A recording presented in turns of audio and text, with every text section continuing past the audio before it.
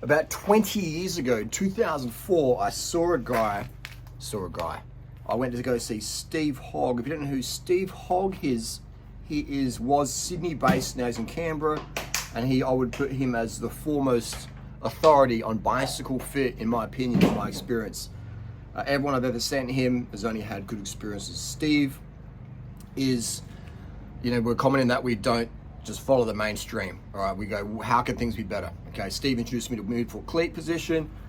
Rest is history. But one thing I learned from Steve, and I'm not a bike fit expert by any means. Weight loss, I'll get you ripped, I'll get you lean. I hope you blow your YouTube channel up, blah, blah, blah. I hope you retire by age 30. I can do all those things, but bike fit, I leave it to the experts. But what I've learned, 20 years,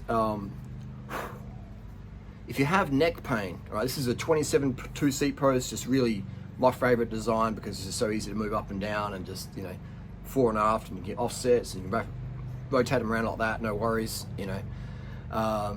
If you do have neck pain, all right, this is probably the most common pain besides saddle pain is neck pain. Okay, let's talk about neck pain first.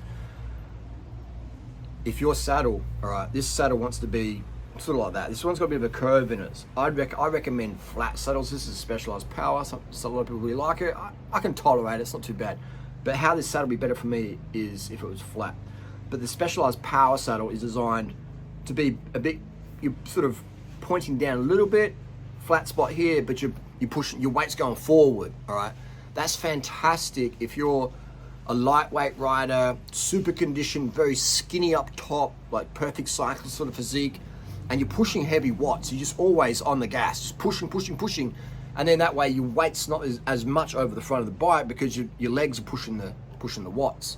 Pogacar, etc. Look at their setups, very aggressive forward position.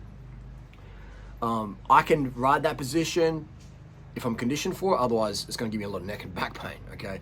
So for me, now, if I'm not doing a lot of mileage, I have my saddle at the back, right back, so I have less weight up front, I have more weight over the rear wheel and less weight over the front. That means I'm not like that, I'm more like relaxed like that, and I'm just like, my hands are basically just steering the bars.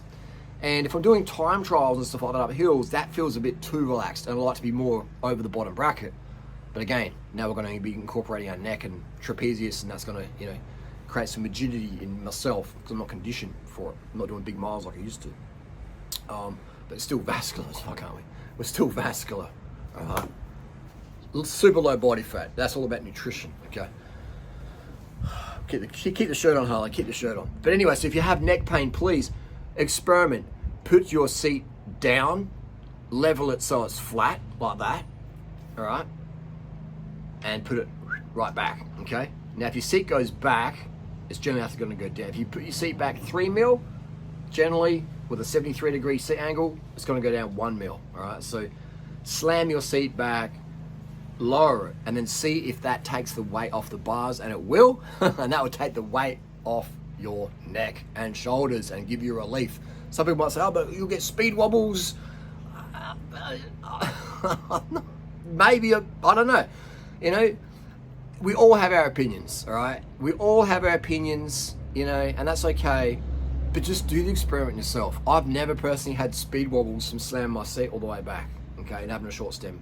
It hasn't happened for me. If it happened to you, okay. I've never actually seen that in real life, but if you have, just do the experiment. What I learned from Steve Hogg, comfort plus efficiency equals performance. If your bike setup isn't comfortable, how often are you going to ride it? Then your performance is dropping down. So a lot of bike fitters out there, they will set you up so your bike looks sexy. All right, they'll set you up with a super aggressive position.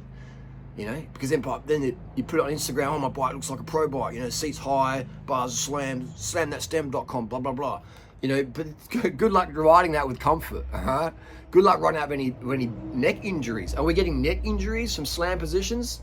Yeah, fuck yeah, we are. So you got to keep that in consideration, okay? Is your bike fit matching your current physiology?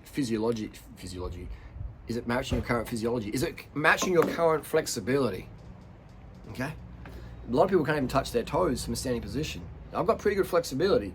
I can do a standing back bend, but I still find I have a pretty non-aggressive setup unless I'm doing a lot of miles. So slam your seat back, and then the weight will be off your bars. You can put a shorter stem on there so the reach isn't like that. All right. You basically want to have light weight on your bars, okay? Where your upper body is just steering your bike. People are like, hang on, I'm like that. Then you're gonna have a lot of freaking neck pain, aren't you? You can't really breathe as good when you're like that. You breathe like that. Again, and then there's a middle ground there. So just experiment. But if you got neck pain, man, please lower your saddle, slam it back, put on a shorter stem, okay? Go from there. And if you're having saddle pain, often people have their saddle pointed up like that, so they put a lot of pressure on their perineum, especially when they go up a hill. You want to have your saddle sort of dead flat level. I'm not a big fan of these saddles that have these sort of scoops like this. Now, I'm a fan of a lot of the specialized saddles out there, but I wish that some of them would be a bit flatter. That would be a bit better, I reckon.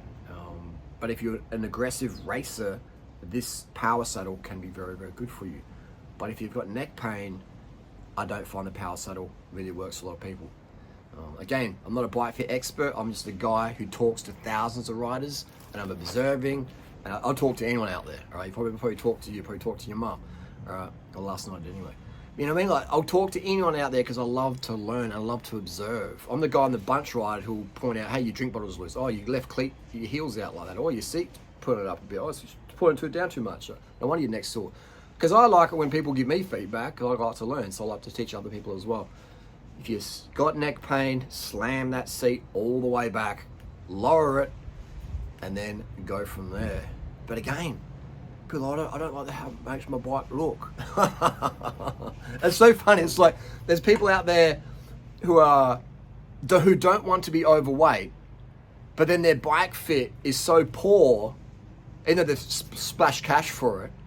They want a sexy bike fit for Instagram or whatever, but now they can't ride their bike much, so then they can't burn much fat.